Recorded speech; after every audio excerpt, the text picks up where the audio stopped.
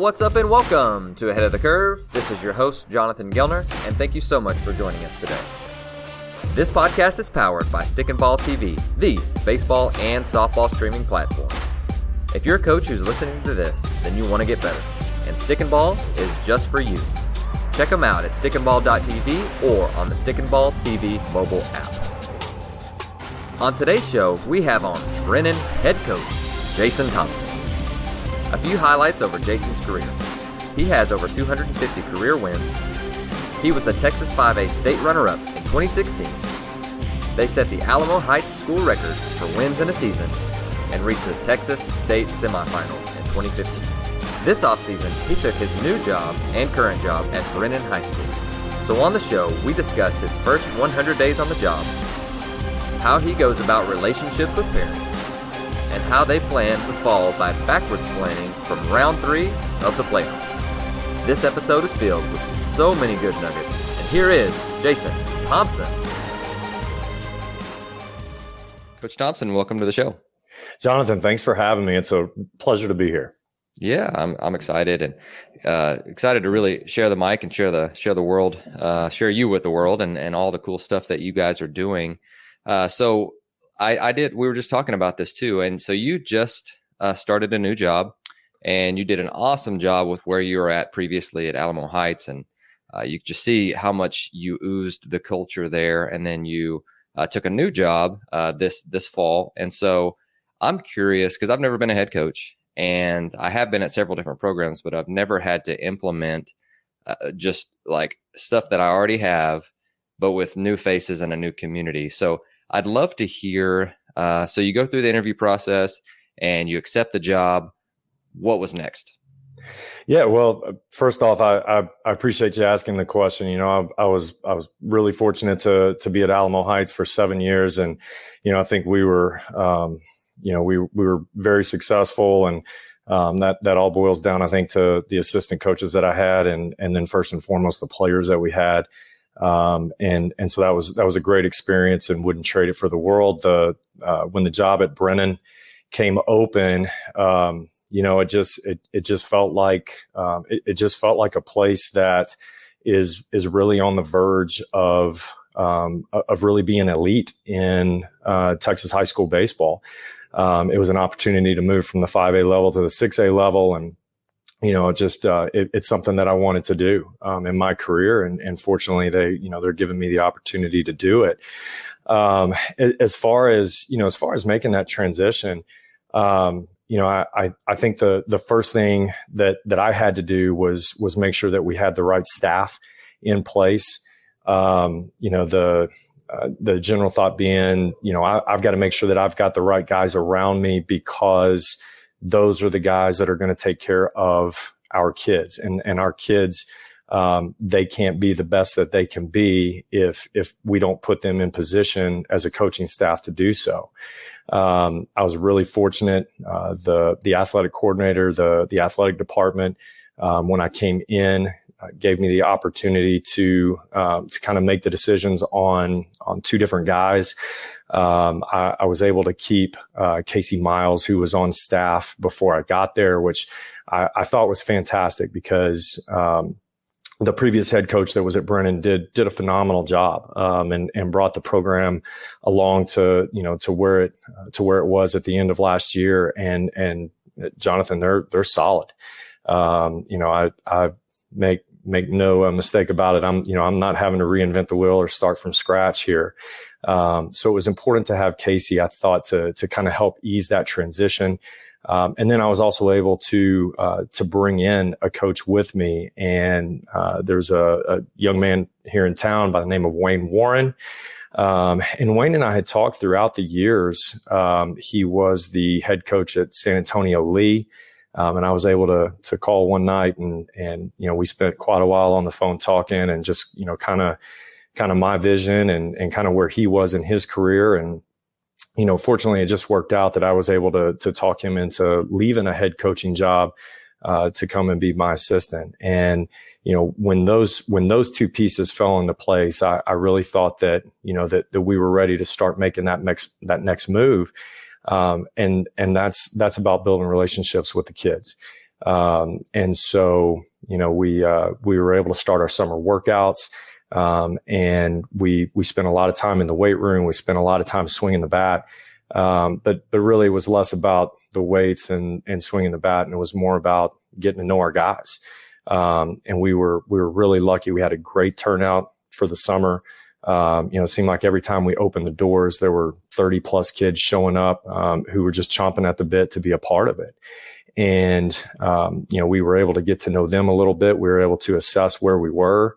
We thought we had an idea of where we wanted to go with the program, but once we got to know our guys, I think it validated some things. I think it showed us that, that maybe we needed to focus on some things we hadn't thought of yet.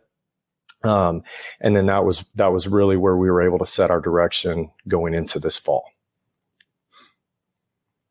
No, I love hearing that. And so you get your staff in place, and this is where I think that the uniqueness lies between being a head coach before and then going to a different program, because you started to build 7 years of layers on top of each other at Alamo Heights, and then you get to Brennan, and it's not a completely new slate, but it is new to the kids.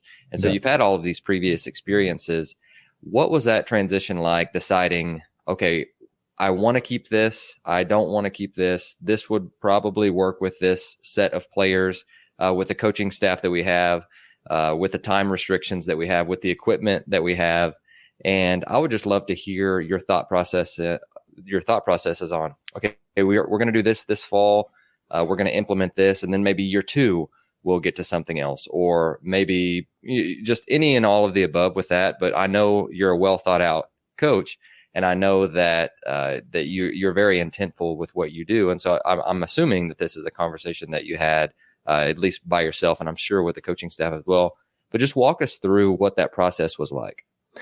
Well, I think it started with us kind of defining our core values as a program, what we wanted to be. And that was something that, that we did at Alamo Heights when we went there. And it was, it was obviously one of the first things that we did when we went to Brennan. And I think that culture is, as far as who we want to be or what we want to be. I think that those things, Alamo Heights, Brennan are probably very similar. We talk about, with our guys right now, we talk about our 3 core values are teamwork, energy, and work ethic. I don't think there's anything earth shattering there at all. That's, there's probably a million other guys out there that do it way better than I do. That have those or have a lot better stuff. But, that's just the core of who we wanted to be. And so then once we had that, then we start looking at, okay, how do we make sure that those things aren't just, words that are on a banner hanging in the locker room? How do we make sure that really embodies who we want to be? And so, it's really interesting how you bring up the transition, because as we were going through this process, I was actually blown away, because, 7 years at a place, that's, it's certainly not forever, but it's a decent chunk of time. And there were so many things in place in our culture at Heights that, I didn't even have to address or think about, or do it. It had just become ingrained. From the way we came into the ballpark to the way that we stretched, those types of things. And, and then you go to a new program, and all of a sudden you're having to think these things back through again. But I always hold on to, and this is not mine. I got this from Positive Coaching Alliance years ago, but they defined culture as just the way we do things here. And I think, that culture piece is really interesting, because I think those core values that we established, I think they have to be true to me, obviously, because, I think my job is to set the direction of the program. And they have to be true to our coaching staff. I have to find guys that embody that direction that I feel like we need to go. But it also has to be things that our kids can gravitate towards and that they want to be a part of, because at the end of the day, the program is about the players. I set the direction. Our coaching staff does a great job of laying that out, but those guys are the ones that have to live it every day. Whether it's on the field or in the weight room or classroom or community or whatever it is. And so we really spent a lot of time, trying to talk those things out. We try to talk about, everything from the way that we dress, to, do we want to meet when we got into the school year with the athletic period, we work in groups, and we had to talk through, do we want to meet as one big group before we split into our smaller groups? Do we want to come back together and meet at the end of practice? How do we want to address those things? And so, just that aspect of really going back through and being intentional about these things that, at your previous school had just become a part of who you were. That it was such a fun process. And I think we're still in that process. And, fortunately, I think our guys have really gravitated to those aspects that we feel are important. And again, I go back, Jonathan, I tell my assistants, and I did the same thing at Alamo Heights. I think those guys, for us to be as good as we can be, I think those guys have to do 60 to 80% of the coaching. I truly believe that. I just think that there is so much on the plate of a head coach, from community involvement to interaction inside of the school with administration, to fundraising, to officials and scheduling and budgeting and all those things that we all do, that for us to be really good, I've got to have the right guys that can take that culture, that can take the technique and the skills and the things that we're trying to build, and they can be the ones to get it out to our guys. And so putting all of that in place has been a really tedious process, but it's one I wouldn't trade. And I feel really fortunate that I feel like we've moved the needle a little bit towards where we want to go. We've still got a long way to go, but I think we're getting there. No doubt. And again, I love hearing the different layers to this, because I think it's so complex. And it's something that it's like, if X goes on, then we have to do Y. If Y goes on, then we have to do Z. And it's really interesting. But I love that you're talking about ownership within the assistants, which I think is vital. As an assistant myself, I love getting ownership and trying to earn that trust with having things to do. And so the other thing that I want to address, because I think that this is an interesting question in itself. So you've got your standards, and especially you're new to the job. And so you're outlining them and you're talking about them on a daily basis, and naming no names, but I'm sure that there has been an incident that's come up that maybe a player hasn't met one of those standards. I would love to hear your conversation or how you addressed that issue.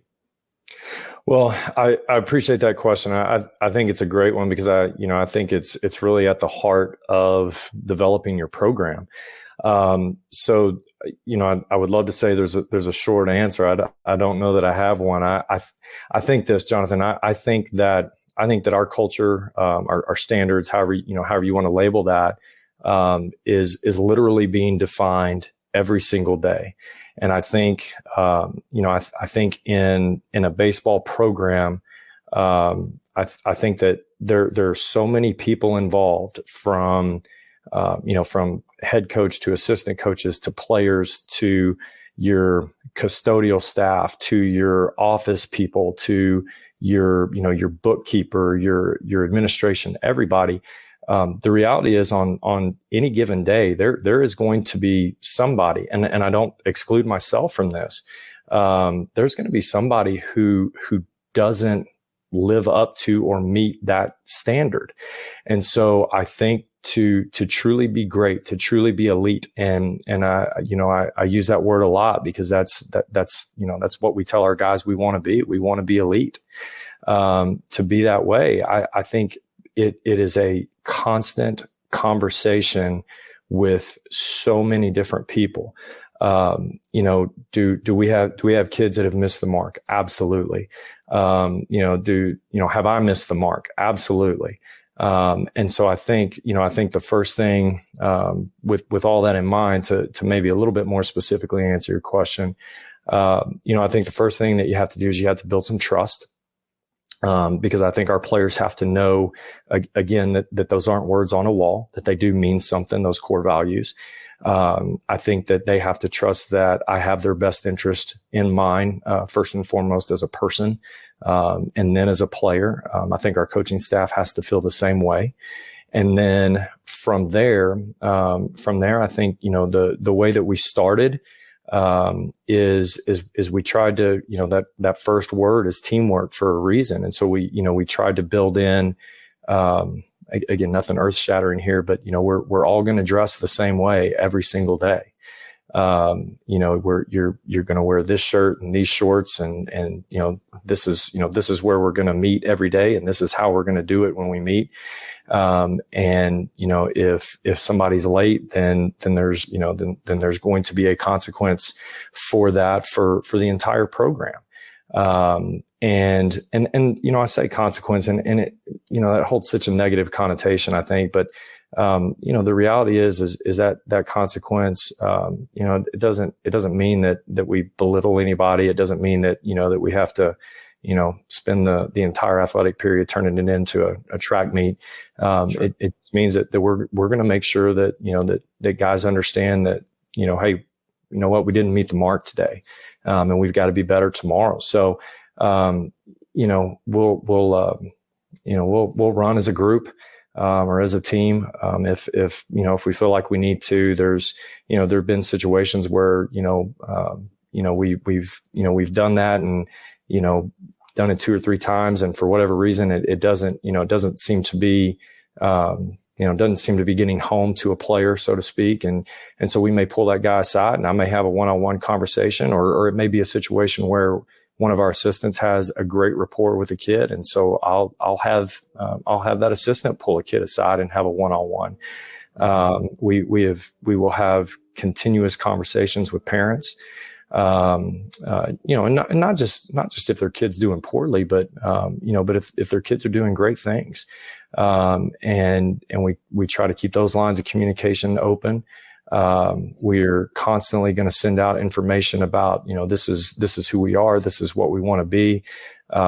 We want, and I digress a little bit here. I apologize, but my philosophy, I guess on it would be, I want our parents to be as involved in our program as they can be without us giving over ownership, of our program. Clearly the final say has to lie inside of our office, so to speak. But I think to be a great program in the world that we are in today, in the at least the Texas high school baseball world, because that's what I know. We need those parents to be an active part.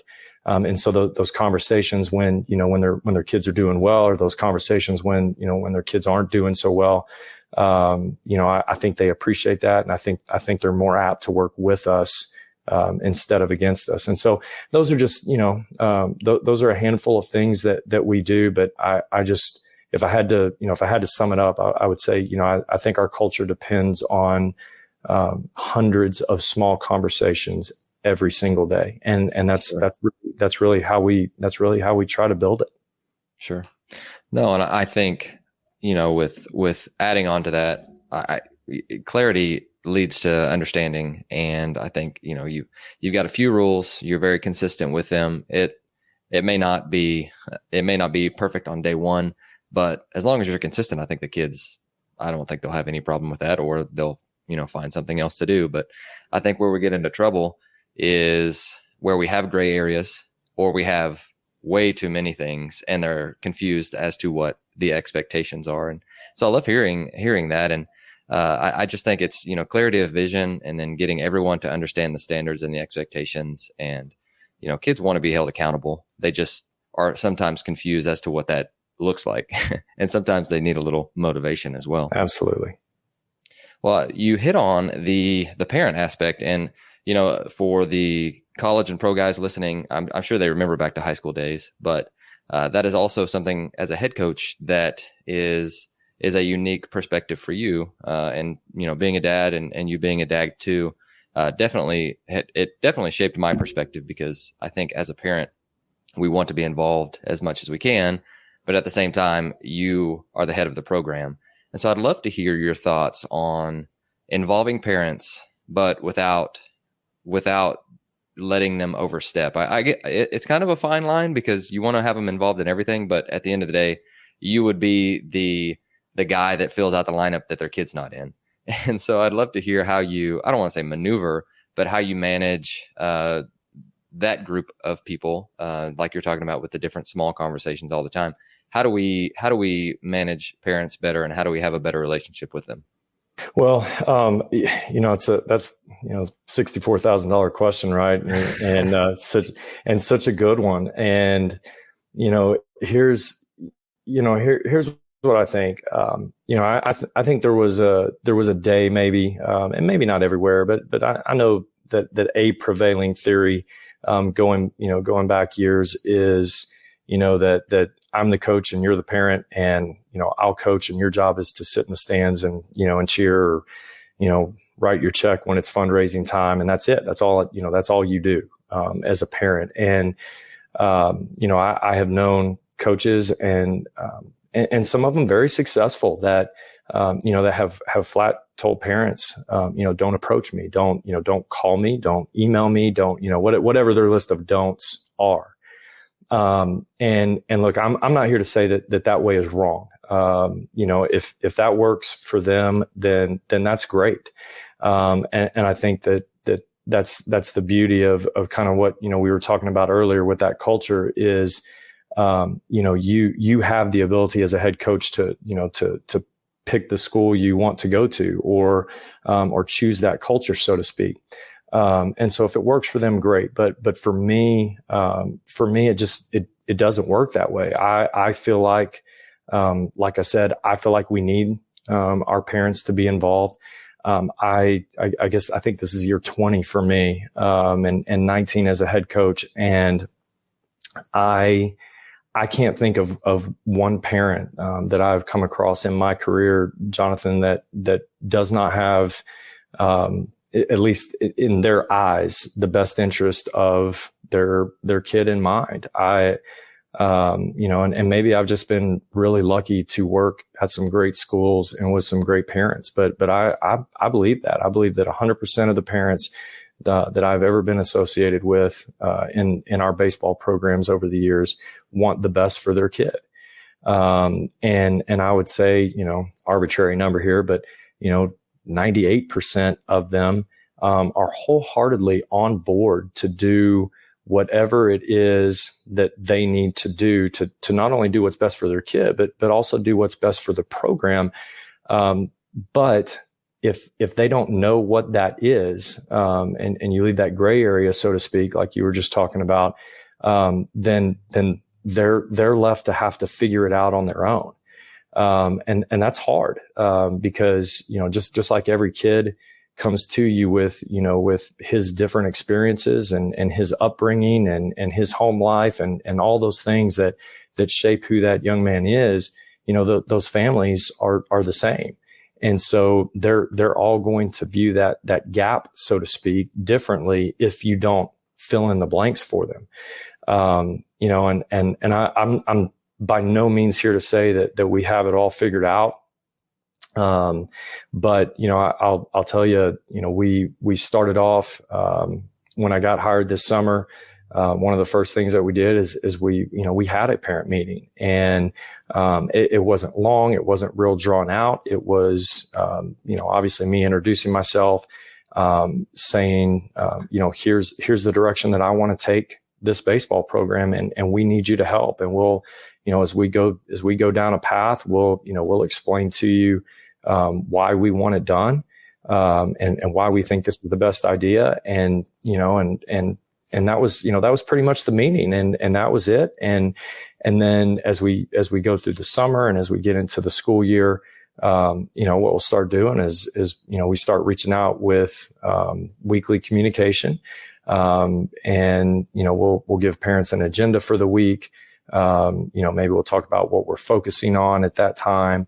When we have our combine weeks, we use a platform called Virtual Combine, so parents can dial in and essentially watch live, and we encourage them to do that. We want them to do that. Yeah, it's a great thing, and so we just invite them to take part, and we try to lay out some ways that they can do that.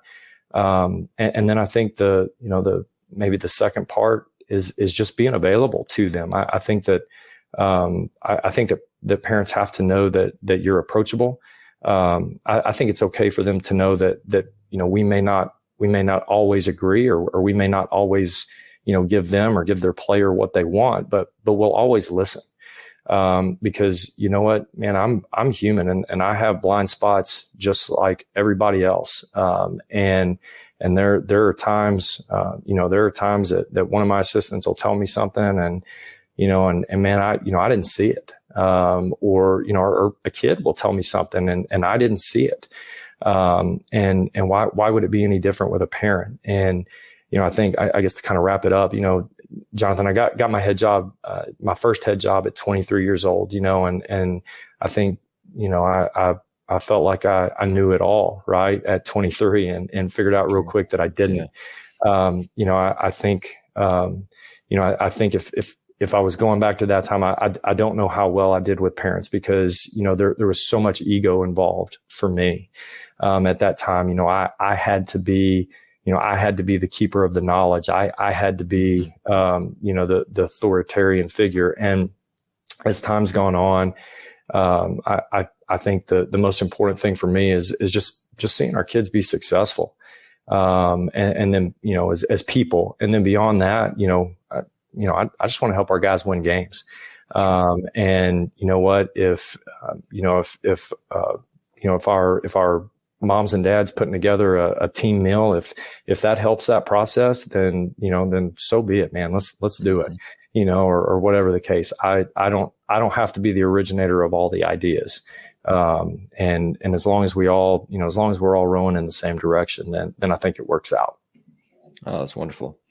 Are there any unique ways that you get parents involved? I know you talked about the constant communication, and then just now you mentioned the meals for players. Is there anything else that you've done now or done in the past that has helped parents to feel more a part of the program?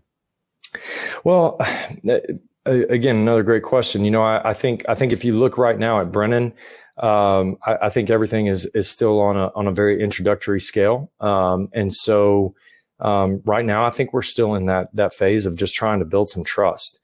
And we again, like I said, the weekly communication, the phone calls home or the emails home, which I'm sure a lot of guys do. I don't think there's anything revolutionary there.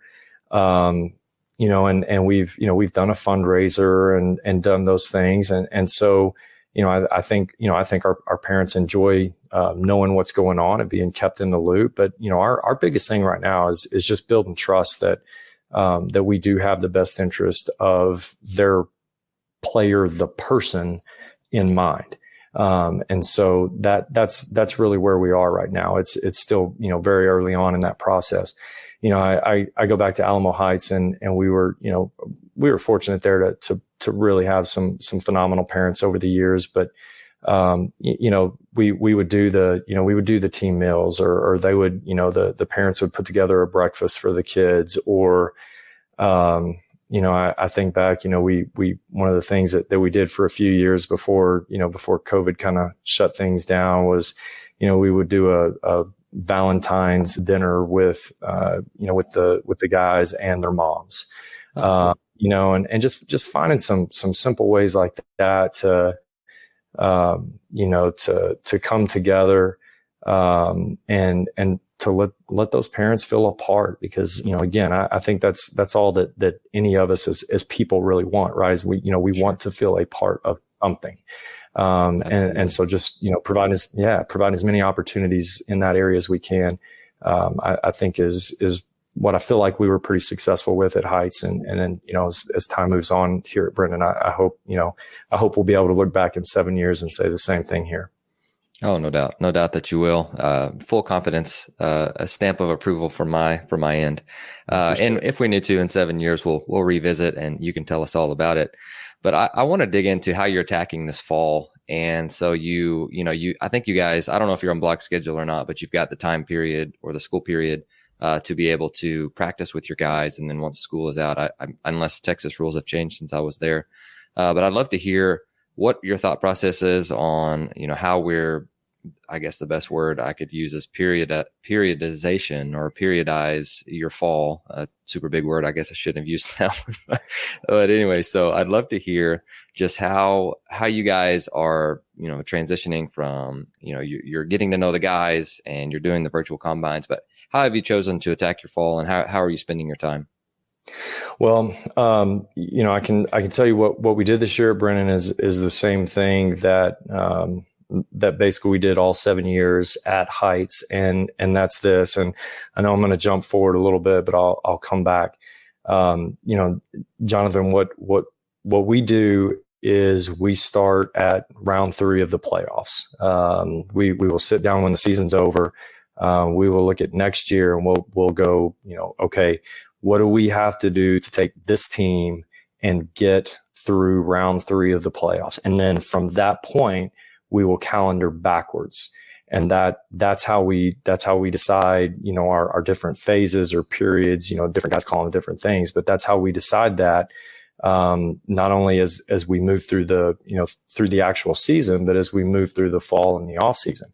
And so when we did that here, one of the first things that we felt, was that in order for us to get to where we wanted to go, we were going to physically have to get a lot stronger. And I know, I know everybody lifts. There's nothing, there's nothing we're doing earth shattering there at all. But I talked earlier about, some of those things where, you kind of have an idea going into it where we knew, lifting was going to be important to us. But we've actually ramped it up. We've added an extra day from what we originally planned, just because we felt like we needed so much growth. And, the program here was, as I mentioned under the previous coach, really successful. A guy by the name of Ben Woodchick was here. Ben was here 3 years and won 2 district championships and with the COVID year sandwiched in between. But those guys graduated, 13 seniors, I believe it was, and 2 all-state kids from last year's team. There were only a handful of seniors, this year that are in the program and not a lot of them with a ton of playing experience. And so we figured out real quick, we're going to be a really young team this year. And so, I remember years ago, Lee Yeager, who, is at Corpus Christi Veterans right now. And I think it was when he was at Carroll, took a team to the state tournament and had a team full of sophomores. And I remember talking to Lee, down the road about that and saying, Lee, what was the biggest difference? And I just remember him saying weight room. I remember thinking at the time, like, man, there's got to be more to it than that. But the longer I go, the more I think that's true. The size and strength, at our level, I believe, plays. So we figured out we've got to do a lot more lifting. So for us, as we scheduled that, what our original plan was we were going to lift 2 days a week. And then we were going to spend 3 days outside. And that those 3 days would be focused on hitting, on the offensive side of it. As we got into it, we really added a third day of lifting, and dropped it down to 2 days of swinging the bat, because of that priority. And then the other thing that we did is we kind of divide our fall up weight room wise, from absolute strength into functional strength. And the original idea was after Thanksgiving, we would transition from this mindset of just building mass and building strength, that absolute strength phase into functional strength, which is, hopefully taking that mass and that strength that we've built and starting to put it more into explosive baseball movements. Where we're at now is we decided we're going to go ahead and continue on with that absolute strength phase, really through the entire semester. Number one, because we feel like we've seen some success with it so far. And number two, we just, we think we need it. I think the other facet there is, I think one of the things that we do really well, in our program is we measure. And so, we track body weight, we track, obviously what they do and, what they do in the weight room. When we do get outside and we do swing the bat, we try at least once a week to make sure that we're getting numbers, via blast. And so that we can check growth there. And so that's become an important piece. I think maybe, one of the things that we changed, in the last year or two at Heights and then we kept on with here at Brennan is, we have really encouraged our players, Jonathan, to not play fall baseball, which I think is maybe a little bit different than what a lot of folks do. I think obviously to protect pitchers, that's a big part of it. But we feel like we go so hard in the weight room, that if we're going to ask more of them there, that we have to take something off their plate, in order to make it all balance. And so, when we get through the summer, we get through that first week or two of August when everybody kind of wraps up their summer ball, we try really hard to get those guys to put the ball down. We try really hard to get them to step away from fall baseball and concentrate on the weight room, and concentrate on swinging the bat and the swinging the bat. And I guess to clarify a little bit, we're not so much focused on the run creation part of it in terms of, the running game, bunting, things like that. Our deal is we're trying to build a motor. And we want to build the biggest, strongest, fastest motor that we can. And so our deal with our guys when they're swinging the bat is, I want them to swing hard. And we're going to focus on trying to figure out how we can create the most bat speed that we can. And hopefully by doing so, we create the most exit velocity that we can. Because we feel like if we do that, then as we transition out of the fall and into the season, then we can come back and we can focus on, creating an approach, and putting those pieces together to create an offense.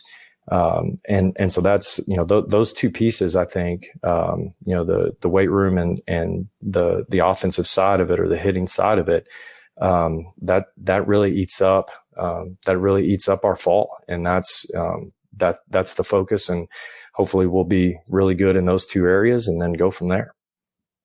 I love it. So when does the fall period end for you, or I guess when does the offseason period end for you, and when do you start to transition to the preseason mode? Yeah, it's a great question, and it blends a little bit. So we started 2 weeks ago our on-ramping program. I would love to tell you that every kid in our program this year did exactly what we asked and put the baseball down and isn't playing fall ball. The reality is that that's not true. We have a handful of guys that are still playing and that's okay. Because, again, I think it's that piece, I'm new, our staff is new, to have somebody come in and say, hey, it might not be the best, or might not be in your best interest to go play. I think, maybe that's a little different than what most guys have done in the past. And so, so we have had a few guys that have kept playing. And so we have to handle them slightly different, but not a ton. But the last couple weeks, what we've done, because the majority of our guys have, for all intent and purposes, stopped throwing, is we started our on-ramp program. So, we'll start with bands, again, like I'm sure pretty much everybody does. We have a band program that we implement, and we go through 2 weeks of that. And then starting next week, we do believe weighted balls are a big part of the success that we've had in the past, and feel like it's going to transition to Brennan as well. And so we'll start that weighted ball program, and we'll go a couple weeks there. And then we'll start getting into our stretch out or extension phase, give or take that early November, mid-November time, where guys will start moving the ball a little bit. And then once we feel like they're ready, then our hope is to be able to get 6 weeks of velo training in with them, before we get back in January, after the winter break. And as long as we're on track from a health standpoint, then when we get back in January, we'll start with our pitchers throwing bullpens.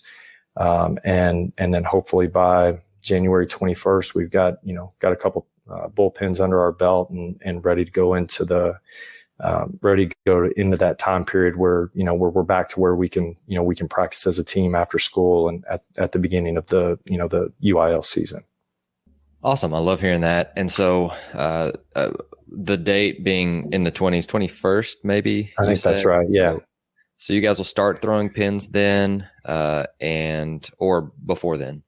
Yeah. So right when we get back from the winter break, we'll start throwing pins as long as everything is on track. And what I mean by that is I go back to this ask of kids to put the ball down and not play. We've had, and again, we try to track everything we can. We've had 7 kids, that have come to us, and or gone to our trainers over the fall with different things, nothing major at all, but with different things. Of those 7 kids, 6 of them are kids that are going through our off season and trying to play fall baseball or continuing to throw and throw a fair amount during this time.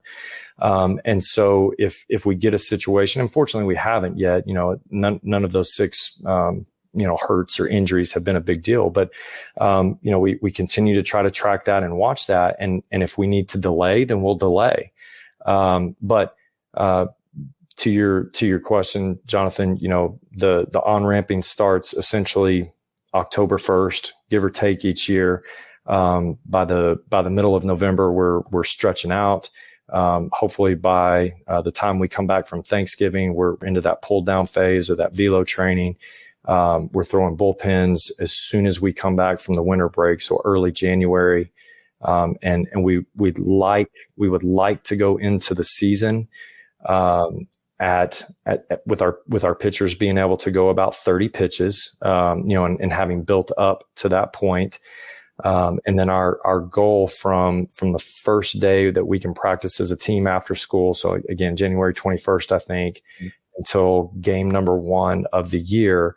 Our goal this year is to have a minimum of 75 innings of inter squad and or scrimmages. And so we just try to build our staff up and build our arms up that way. And if, we feel like if we can do that, then we'll be on track to start the season and then, again, continue to progress through the season. Thank you for listening to Ahead of the Curve. If you enjoyed the show, please consider leaving us a rating or review wherever you are listening. I also wanted to remind you that you can find the video portion at the AOTC channel on stickandball.tv. Have a great week.